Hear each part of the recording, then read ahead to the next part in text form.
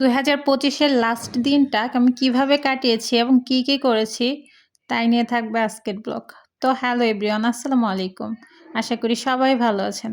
তো আমি দুপুরের পরে ঝটপট রেডি হয়ে গেছি। তো দুপুরের খাবারটাও খেয়ে নিছি। তো আমার খাবারে ছিল মজাদার দেশি কই আর হচ্ছে শাক। তো আমি চলে যাচ্ছি ক্যাপসুলে। ক্যাপসুলে এত ফুলের দোকান থেকে আমি কিছু ফুল কিনলাম যে যাক কেউ তো আমাকে দেবে না, তাই আমি নিজের ফুল নিজেই কিনে নিই।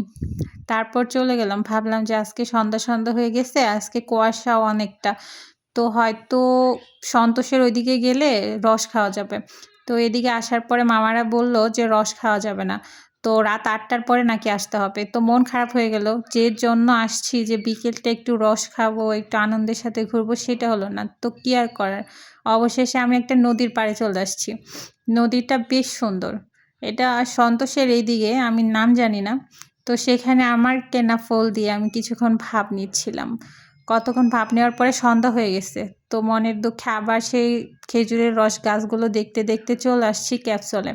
তো কালকে যেহেতু বছরের শুরু, তাই নিজেকে একটু নতুনভাবে সাজাবো, তাই কিছু কেনাকাটা করার জন্য আসছি। একটা শাড়ি কেনা হয়েছে, তো সেটার সাথে ম্যাচিং করে আমি কিছু দোল নেব।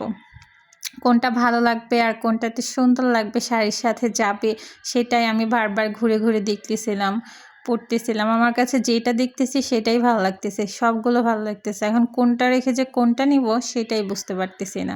আমি এই যে কিছু কানের দুলগুলো দেখতেছি, এগুলো 250-300 টাকার মতো করে সবগুলো দুলই। তবে আমার ড্রেসের সাথে যেগুলো মিলে সেগুলোর থেকে আমার মানে যেটা যায় না সেই কালারটাই বেশি ভালো লাগতেছে। তারপরেও কি, একটু পরেই ভাব নিচ্ছি। তারপর সেখান থেকে চলে গেছি 90 বাড়িতে, সেই ভাইরাল ফুচকা খাওয়ার জন্য। সেখানে কিছু ফুচকা খেয়ে নিলাম, ঝালমুড়ি খেলাম।